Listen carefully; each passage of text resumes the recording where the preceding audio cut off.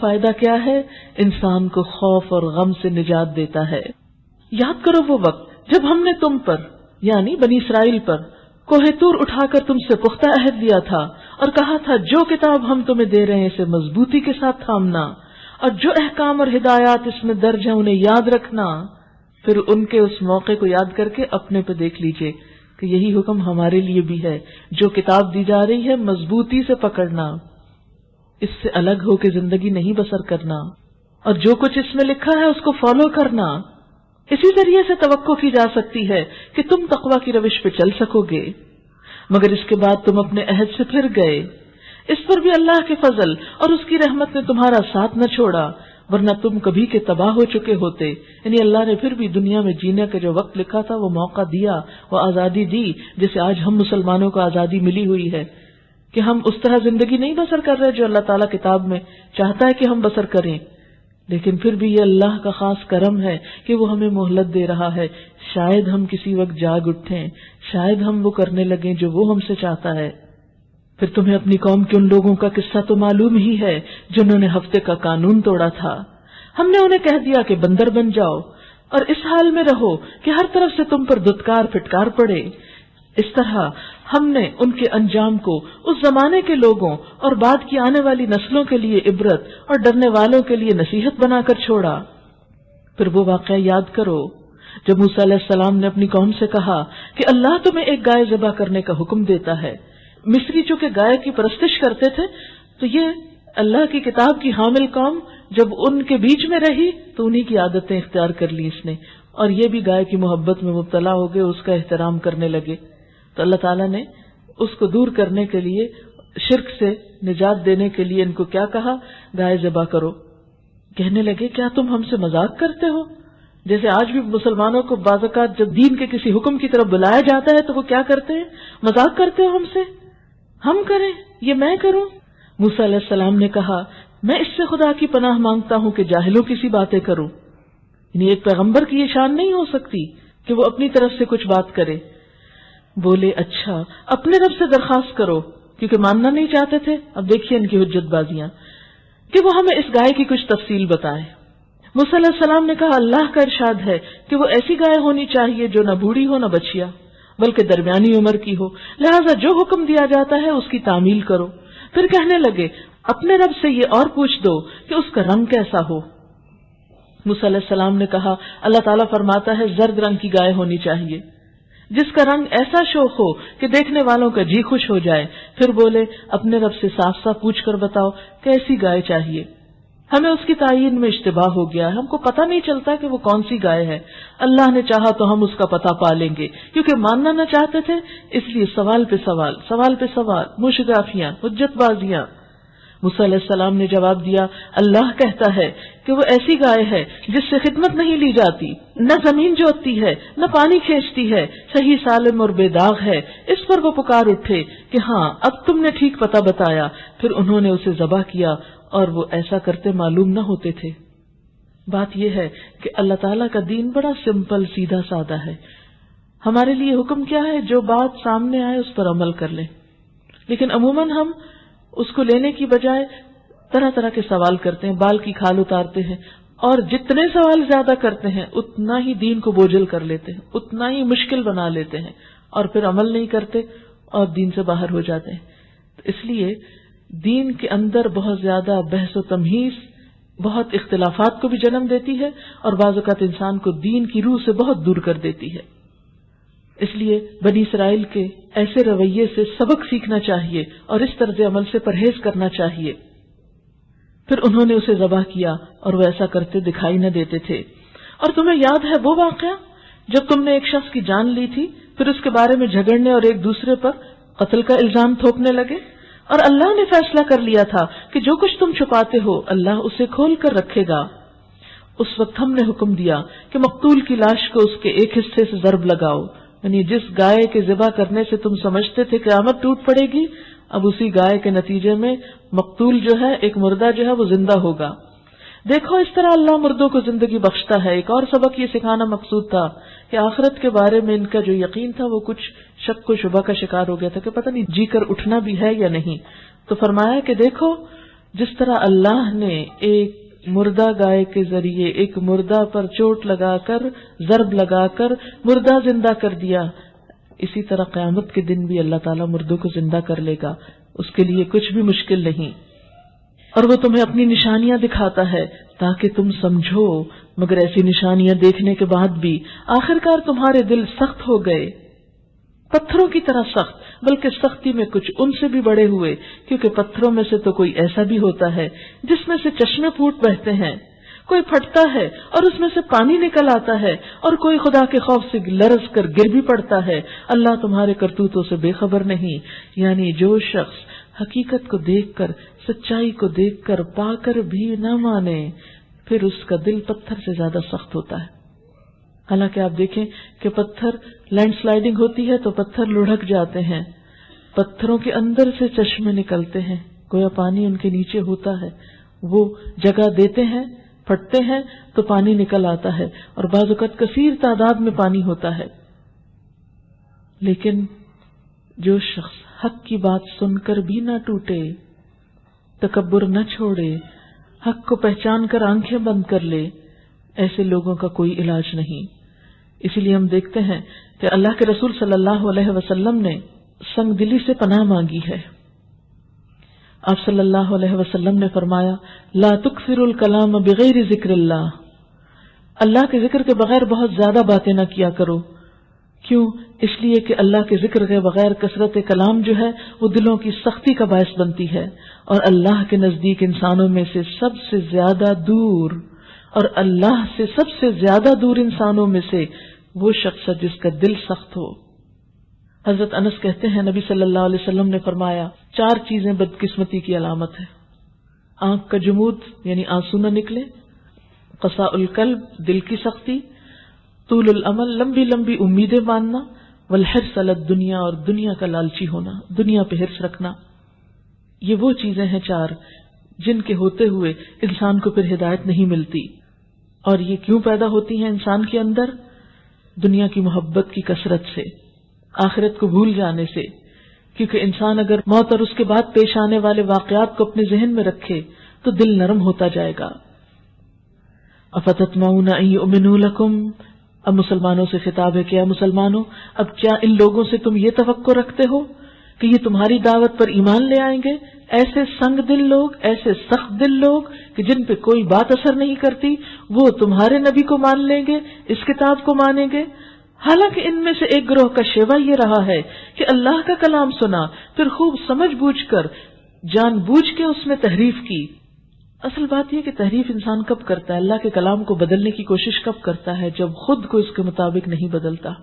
اور یہ بھی کس کا کام ہوتا ہے؟ سنگ دل لوگوں کا کام ہوتا ہے۔ کسی بات کو قبول کرنے کے لیے محض اس کا جاننا کافی نہیں ہوتا، اس کے لیے سنجیدہ ہونا ضروری ہے، انٹرسٹ شو کرنا ضروری ہے، اس میں دلچسپی لینا ضروری ہوتا ہے۔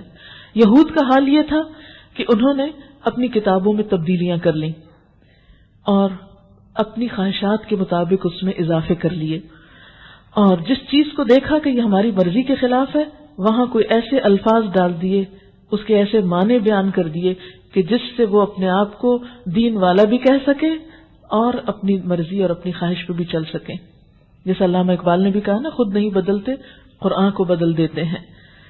بات یہ ہے کہ کوئی بات کتنی بھی سچی ہو، جن کو نہیں ماننا ہوتا وہ کوئی نہ کوئی شوشہ نکال لیتے ہیں، وہ کوئی نہ کوئی انکار کرنے کے لیے تعویل ڈھونڈ لیتے ہیں، اور تعویل کرنے کی آخری صورت تحریف ہوتی ہے۔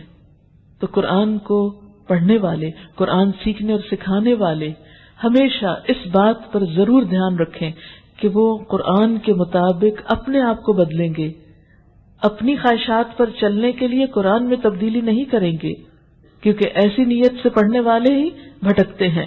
وَإِذَا لَقُوا الَّذِينَ آمَنُوا قَالُوا آمَنَّا، اور جب یہ ایمان والوں سے ملتے ہیں تو کہتے ہیں ہم بھی مانتے ہیں، ہم بھی ایمان لائے، اور جب آپس میں ایک دوسرے سے اکیلے میں بات کرتے ہیں تو کہتے ہیں کہ بے وقوف ہو گئے ہو، ان لوگوں کو وہ باتیں بتاتے ہو جو اللہ نے تم پہ کھولی ہیں تاکہ تمہارے رب کے پاس تمہارے مقابلے میں انہیں حجت میں پیش کریں۔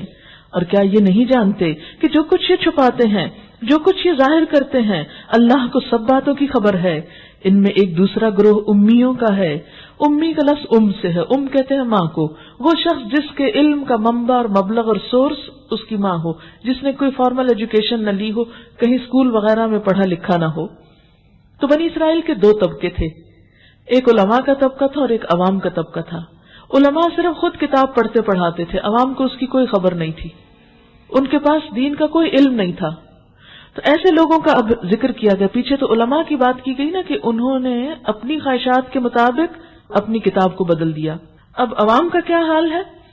عوام کا حال یہ ہے جو کتاب کا تو علم نہیں رکھتے، بس اپنی بے بنیاد امیدوں اور آرزوؤں کو لیے بیٹھے ہیں اور محض وہم اور گمان پہ چلتے ہیں۔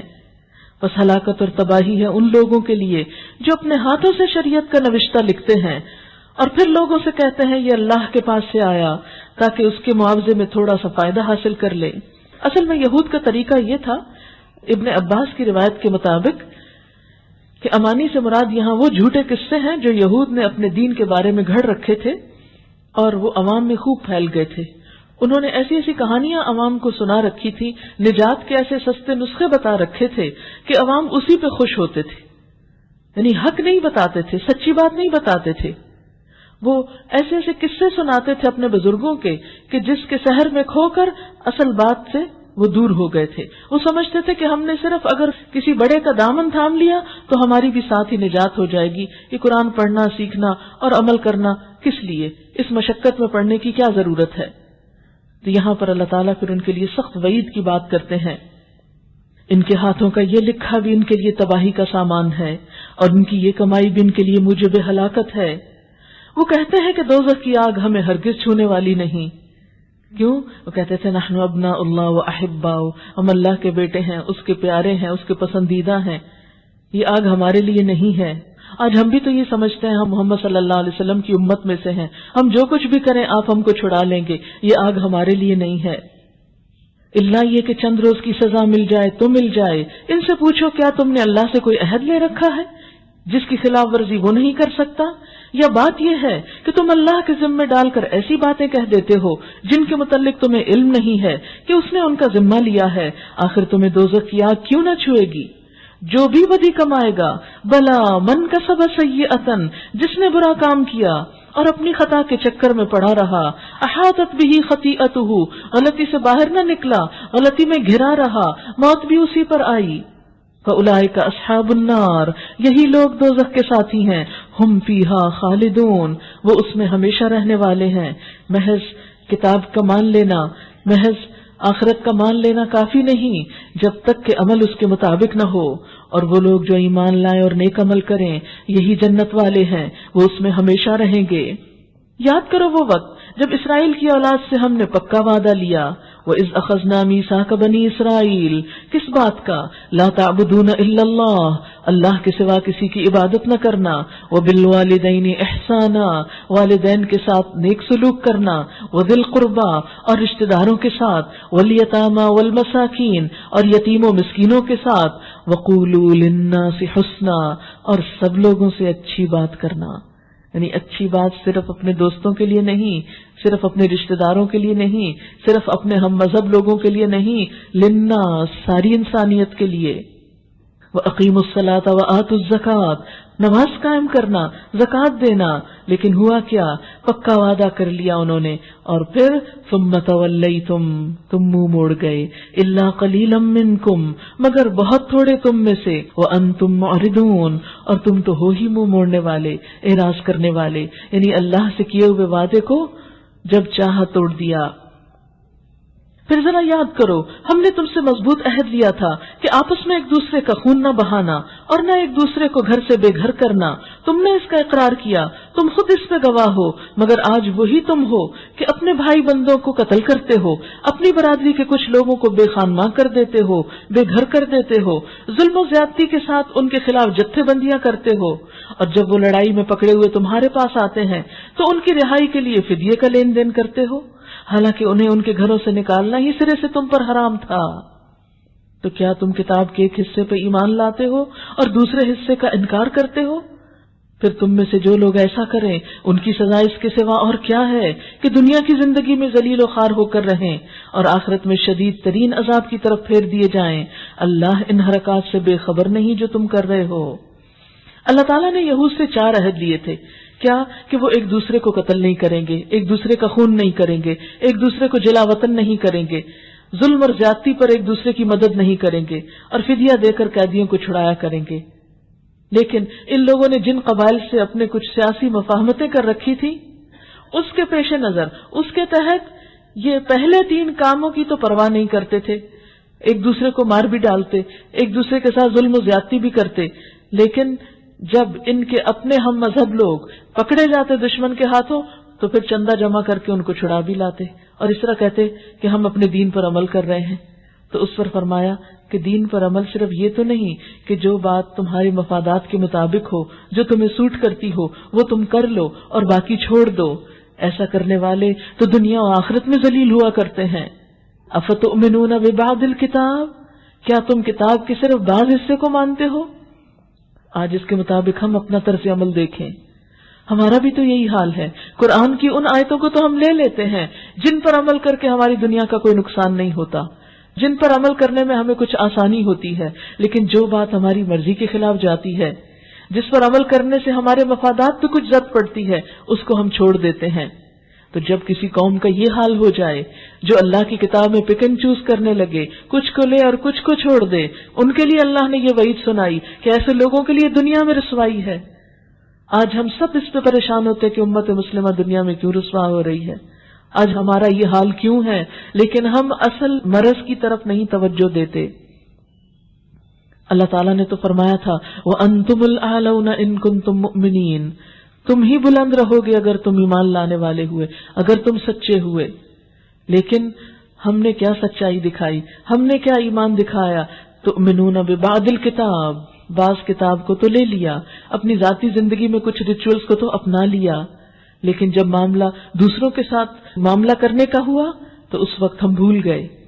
آج آپ دیکھیں کہ ہماری ذاتی زندگیوں میں اور اجتماعی زندگیوں میں یہ چیز بہت نظر آتی ہے کہ ہم میں سے ہر شخص اپنے انٹرسٹ کا، اپنی مرضی کا دین کا نقشہ بنائے ہوئے ہے۔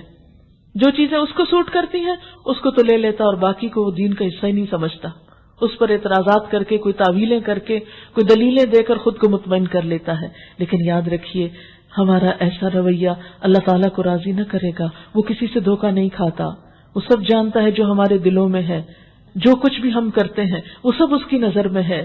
اس لیے ہم میں سے ہر ایک کو لوگوں کے سامنے نہیں اللہ کے سامنے سچا ہونے کی ضرورت ہے، لوگوں سے نہیں اللہ سے ڈرنے کی ضرورت ہے، اور اسی چیز کا نام تقویٰ ہے، اور یہی چیز پھر انسان کو سیدھے رستے پہ لے جاتی ہے۔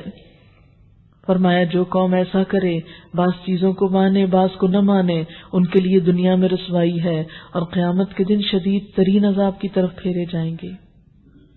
دنیا کا وقت تو گزر جائے گا، لیکن آخرت میں کیا ہوگا اگر ہم اپنی اس روش سے باز نہ آئے؟ اور اللہ غافل نہیں ان کاموں سے جو تم عمل کر رہے ہو۔ یہ وہ لوگ ہیں جنہوں نے آخرت بیچ کر دنیا کی زندگی خرید لی، لہٰذا ان کی سزا میں کوئی تخفیف نہ ہوگی اور نہ کوئی ان کی مدد کو پہنچ سکے گا۔ ہم نے موسیٰ علیہ السلام کو کتاب دی، اس کے بعد پے در پے رسول بھیجے، آخر کار عیسیٰ ابن مریم کو روشن نشانیاں دے کر بھیجا اور روح پاک سے اس کی مدد کی۔ پھر یہ تمہارا کیا ڈھنگ ہے کہ جب بھی کوئی رسول تمہاری خواہشات نفس کے خلاف کوئی چیز تمہارے پاس لایا تو تم نے اس کے مقابلے میں سرکشی ہی کی، کسی کو جھٹلایا اور کسی کو قتل کر دیا۔ وہ کہتے ہیں کہ ہمارے دل محفوظ ہیں، نہیں، اصل بات یہ ہے کہ ان کے کفر کی وجہ سے ان پر اللہ کی پھٹکار پڑی ہے، اس لیے وہ کم ہی ایمان لاتے ہیں۔ اب جو ایک کتاب اللہ کی طرف سے ان کے پاس آئی ہے، اس کے ساتھ ان کا کیا برتاؤ ہے، باوجود اس کے کہ وہ کتاب اس کی تصدیق کرتی ہے جو ان کے پاس پہلے سے موجود تھی۔ یعنی یہ کتاب کوئی نئی نہیں، پچھلی کتابوں کی تصدیق کرتی ہے۔ یہ اس کتاب کے حامل تمہارے دشمن نہیں، تمہارے خیر خواہ ہیں۔ وہ باتیں جو تم نے دین میں تبدیل کر دی ان کی تجدید کرنے آئی ہے، اس لیے اس کے انکار سے تمہیں فائدہ نہ ہوگا، باوجود اس کے کہ اس کی آمد سے پہلے وہ خود کفار کے مقابلے میں فتح و نصرت کی دعائیں مانگتے تھے۔ یعنی تورات جو اللہ کی کتاب یہود پر اتری تھی، انہوں نے آہستہ آہستہ اس میں تبدیلیاں کی اور اس سے دور ہو گئے، اور اپنے مذہب کو یا دین کو صرف ایک قومی عظمت کے طور پر انہوں نے لینا شروع کر دیا، اور پھر جتنے بھی انبیاء آئے انہوں نے یہی ان کو تعلیم دی کہ وہ اپنے دین کی تجدید کریں اور بھولی ہوئی باتوں کو یاد کریں. لیکن انہوں نے کیا کیا؟ ہر آنے والے نبی کے ساتھ زیادتی کا معاملہ کیا. تو جو لوگ ایسا کریں ان پر اللہ کی لعنت ہے. فلعنت اللہ علی الکافرین بئس ما اشتروا بہ انفسہم، خدا کی لعنت ہے ان منکرین پر. بئس ما اشتروا بہ انفسہم، کیسا برا ذریعہ ہے جس سے یہ اپنے نفس کی تسلی حاصل کرتے ہیں کہ جو ہدایت اللہ نے نازل کی ہے اس کو قبول کرنے سے صرف اس ضد کی بنا پر انکار کر رہے ہیں کہ اللہ نے اپنے فضل سے اپنے جس بندے کو خود چاہا نواز دیا، لہٰذا اب یہ غضب بالائے غضب کے مستحق ہو گئے، اور ایسے کافروں کے لیے سخت ذلت آمیز سزا مقرر ہے. اللہ تعالیٰ ان سے ناراض کیوں ہوئے اور غضب پر غضب ان پر کیوں آیا؟ کیونکہ آپ صلی اللہ علیہ وسلم کے ساتھ انہوں نے حسد کیا، قرآن کی دعوت کا انکار کیا. کیوں؟ اس لیے کہ ان کو ایک احساس یہ تھا کہ ہم حق پر ہیں، ہم تو پہلے سے ہی مسلمان ہیں، ہم تو سب جانتے ہیں، ہمیں یہ کیا سکھائیں گے نئے نبی آ کر. تو یہ جو ان کی ضد تھی کہ ہم سچے ہیں اور یہ نیا نبی جو ہے اس کی باتیں کچھ ماننے کے لائق نہیں، تو بات یہ ہے کہ ایسا وہ کیوں کر رہے تھے، اس ضد کا شکار کیوں تھے؟ کیونکہ آپ کو اگر وہ مان لیتے تو انہیں آپ کے تابع ہونا پڑتا تھا، پھر ان کی اپنی سرداری جاتی تھی، ان کی بڑائی ماری جاتی تھی. تو یہ تکبر ہی تو ہے جو انسان کو حق سے دور رکھتا ہے. اسی نے ابلیس کو انکار پہ مجبور کیا، اور اسی انکار کی وجہ سے بنی اسرائیل اللہ کی بات سے دور ہو گئے اور حق کو پہچان نہ سکے. اور ایسے کافروں کے لیے سخت ذلت آمیز سزا مقرر ہے. جب ان سے کہا جاتا ہے کہ جو کچھ اللہ نے نازل کیا ہے اس پر ایمان لاؤ، تو کہتے ہیں ہم تو صرف اس چیز پر ایمان لاتے ہیں جو ہمارے ہاں یعنی بنی اسرائیل میں اتری ہے. اس دائرے کے باہر جو کچھ آیا ہے اسے ماننے سے وہ انکار کرتے ہیں. آج بھی آپ دیکھیں مختلف مذہبی گروہ جو ہیں مسلمانوں کے اندر بھی، وہ بھی صرف اپنے گروہ کو حق پہ سمجھتے ہیں، اور دوسرے کلمہ گو مسلمان کو بھی بعض اوقات کافر قرار دے دیتے ہیں، چھوٹے چھوٹے اختلافات کی بنیاد پر بھی. ہر گروہ، ہر فرقہ یہ سمجھتا ہے کہ حق صرف ہمارے اندر ہے، باہر نہیں ہے. اور یہی وجہ ہے کہ مسلمان آپس میں بکھرے ہوئے ہیں، ٹوٹے ہوئے ہیں، اور اسی وجہ سے ہمارے دین کو ترقی نہیں ہوتی. اور مسلمانوں کی دنیاوی ترقی بھی ان کے دین کی ترقی کے ساتھ ہے، کیونکہ اللہ نے ہمیں کسی خاص کام کے لیے بھیجا ہے، ایک خاص مقصد کے لیے چنا ہے. جب تک وہ مقصد پورا نہیں کریں گے دنیا میں عزت نہیں پا سکتے، کیونکہ دنیا میں عزت پانے کا مسلمانوں کے لیے طریقہ اسی کتاب کی راہ سے ہے. حالانکہ وہ حق ہے اور اس تعلیم کی تصدیق اور تائید کر رہا ہے جو ان کے ہاں پہلے سے موجود تھی. اچھا ان سے کہو اگر تم اس تعلیم ہی پر ایمان رکھنے والے ہو تو جو تمہارے ہاں آئی تھی تو اس سے پہلے اللہ کے ان پیغمبروں کو جو خود بنی اسرائیل میں بھی پیدا ہوئے تھے کیوں قتل کرتے رہے ہو؟ تمہارے پاس موسیٰ علیہ السلام کیسی کیسی روشن نشانیوں کے ساتھ آئے، پھر بھی تم ایسے ظالم تھے کہ اس کی پیٹھ موڑتے ہی بچڑے کو معبود بنا بیٹھے. پھر ذرا اس میثاق کو یاد کرو جو طور کو تمہارے اوپر اٹھا کر ہم نے تم سے لیا تھا. ہم نے تاکید کی تھی کہ جو ہدایات ہم دے رہے ہیں ان کی سختی کے ساتھ پابندی کرو اور کان لگا کر سنو. تمہارے اسلاف نے کہا ہم نے سن لیا مگر مانیں گے نہیں. ان کی باطل پرستی کا یہ حال تھا کہ دلوں میں ان کے بچڑا ہی بسا ہوا تھا. یعنی حق قبول نہ کرنے کی ایک اور وجہ کیا ہوتی ہے؟ اپنا پچھلا رواجی ذہن یا اپنے حالات اور ماحول سے متاثر ہونا اور کچھ اور چیزوں کی عظمت دل میں بٹھا لینا اللہ تعالیٰ کے علاوہ. تو انسان جب ان چیزوں کو توڑ نہیں سکتا، وہ بت جو دل میں ہوتے ہیں انسان کے، جب تک وہ ٹوٹتے نہیں تو ہدایت نہیں ملتی. تو ان کے ساتھ کیا ہوا تھا کہ اللہ تعالیٰ نے کوہ طور کو ان کے اوپر جیسی چھت معلق ہے اسی طرح معلق کر کے کہا تھا کہ پکڑو اس کتاب کو، لے لو اس کو. تو اس وقت ظاہری طور پر انہوں نے لے لیا لیکن حقیقت میں اس پر عمل نہ کیا. وجہ کیا تھی؟ دلوں میں ان کے بچڑا ہی بسا ہوا تھا، کیونکہ شرک تھا نا. کہو اگر تم مومن ہو تو یہ عجیب ایمان ہے جو ایسی برے کاموں کا تم کو حکم دیتا ہے. ان سے کہو اگر واقعی اللہ کے نزدیک آخرت کا گھر تمام انسانوں کو چھوڑ کر صرف تمہارے ہی لیے مخصوص ہے تب تو تمہیں موت کی تمنا کرنی چاہیے. فتمنوا الموت، موت مانگو، پھر دنیا میں کیوں بیٹھے ہو، جلدی جنت میں چلو. یعنی سب غلط کام کرنے کے باوجود یہ سمجھتے تھے کہ ہم جنتی ہیں. جیسے آج ہم بھی کچھ کریں یا نہ کریں، جو بھی فوت ہو جائے تو ہم اس کے نام کے ساتھ جنتی لازمی لگا دیتے ہیں. حالانکہ اللہ ہی جانتا ہے کس کو جنت میں جانا اور کس کو نہیں جانا۔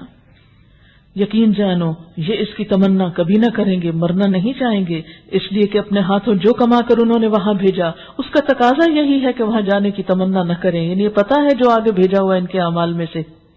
اللہ ان ظالموں کے حال سے خوب واقف ہے، تم انہیں سب انسانوں سے بڑھ کر جینے کا حریص پاؤ گے، حتیٰ کہ یہ اس معاملے میں مشرکوں سے بھی بڑھے ہوئے ہیں۔ ان میں سے ایک ایک شخص یہ چاہتا ہے کہ کسی طرح 1000 سال جیے، یعنی دنیا کی محبت کی وجہ سے یہ زندگی کے بھی بہت حریص ہیں، حالانکہ مومن جو ہوتا ہے اس کا جینا بھی اللہ کے لیے ہوتا ہے، اس کا مرنا بھی اللہ کے لیے ہوتا ہے۔ اس لیے اللہ تعالیٰ جب اس سے اس کی جان لینے کا بھی تقاضا کرتے ہیں تو وہ کبھی پیچھے نہیں ہٹتا، باقی چیزیں تو معمولی ہیں، حتیٰ کہ یہ اس معاملے میں مشرکوں سے بھی بڑھے ہوئے ہیں۔ ان میں سے ایک ایک شخص یہ چاہتا ہے کسی طرح 1000 سال جیے، حالانکہ لمبی عمر بہرحال اسے عذاب سے تو دور نہیں پھینک سکتی۔ جیسے کچھ یہ اعمال کر رہے ہیں اللہ تو انہیں دیکھ ہی رہا ہے۔ ان سے کہو جو کوئی جبریل سے عداوت رکھتا ہو، یہ بنی اسرائیل کا ایک اور کام یہ تھا کہ فرشتوں سے بھی دشمنی رکھتے تھے۔ بنی اسرائیل کی ایک اور عادت کا ذکر کیا جا رہا ہے، اور وہ کیا؟ فرشتوں کی دشمنی۔ کیوں؟ یہ کہتے تھے جبریل ہمارے پاس عذاب کی خبریں لاتا رہا ہے، کیونکہ ان کے اوپر وقتاً فوقتاً عذاب بھی نازل ہوئے تھے، انہیں مسخ بھی کیا گیا تھا۔ تو ظاہر ہے کہ پیغمبر کے پاس فرشتہ ہی آتا ہے اللہ کا حکم لے کر، وہ تو ایک پیغمبر ہے، پیغام لا رہا ہے، لیکن بجائے اس کے کہ یہ دیکھتے کہ یہ عذاب کیوں آ رہا ہے ہم اپنے آپ کو بدلیں، خود کو نہیں بدلتے، لیکن ایک اور شوشہ چھوڑا کہ جبریل کے پیغام یہ لے کر آیا ہے اس لیے ہم نہیں اس کی بات مانتے، کیونکہ نہیں یہ تھا کہ یہ قرآن بھی جبریل لا رہا ہے اس لیے ہم اس قرآن کو بھی اس لیے نہیں مانتے کہ جبریل لا رہا ہے۔ حالانکہ اصول کیا ہے کہ لانے والے کو نہ دیکھو بات کیا ہے، کہہ کیا رہا ہے۔ ان سے کہو جو کوئی جبریل سے عداوت رکھتا ہو اسے معلوم ہونا چاہیے کہ جبریل نے اللہ ہی کے اذن سے یہ قرآن تمہارے دل پر نازل کیا ہے، جو پہلی آئی ہوئی کتابوں کی تصدیق اور تائید کرتا ہے اور ایمان لانے والوں کے لیے ہدایت اور کامیابی کی بشارت بن کر آیا ہے۔ اگر جبریل علیہ السلام سے ان کی عداوت کا سبب یہی ہے تو کہو جو اللہ اور اس کے فرشتوں اور اس کے رسولوں اور جبریل اور میکائیل علیہ السلام کے دشمن ہیں، اللہ ان سب کافروں کا دشمن ہے، کیونکہ فرشتے اللہ کی محبوب ہستیاں ہیں، تو جو اللہ کے محبوب سے دشمنی رکھے پھر وہ اللہ کے محبوب بننے کا حق نہیں رکھتا۔ ہم نے تمہاری طرف ایسی آیات نازل کی ہیں جو صاف صاف حق کا اظہار کرنے والی ہیں، اور ان کی پیروی سے صرف وہی لوگ انکار کرتے ہیں جو فاسق ہیں۔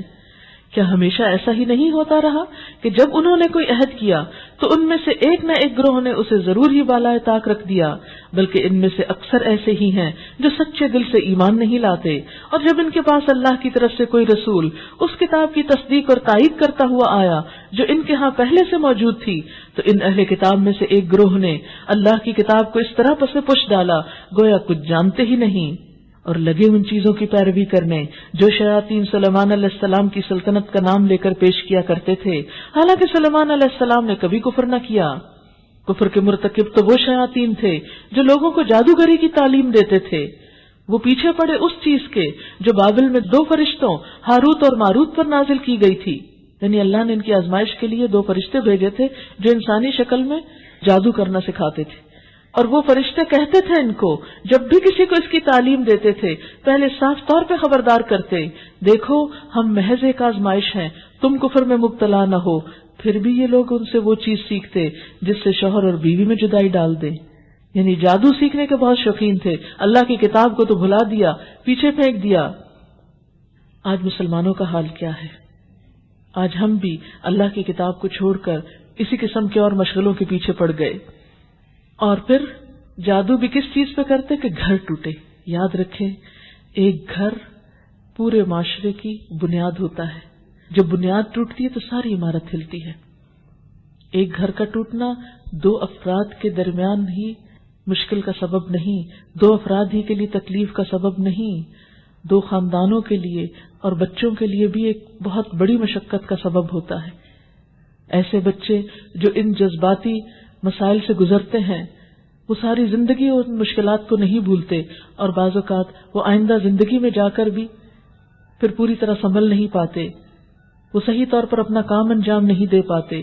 تو اسلام میں فیملی لائف بہت امپورٹنٹ ہے، بہت اہم ہے، اسی لیے اللہ تعالیٰ نے شوہر کے حقوق اور بیوی کے حقوق الگ الگ بتائے، ہر ممکنہ کوشش سے انہیں پابند کیا اس بات کا کہ وہ دونوں ایک دوسرے کے ساتھ جڑے رہیں اور چھوٹے چھوٹے اختلافات اور چھوٹی چھوٹی باتوں پر آپس میں بگڑ نہ بیٹھیں. لیکن بنی اسرائیل کے لوگوں کو دیکھیے کہ انہوں نے اگر جادو کیا بھی یا جادو کرنا بھی چاہا تو کس بات پر کہ شوہر اور بیوی میں جدائی پڑ جائے تاکہ پورا معاشرہ تباہی کا شکار ہو.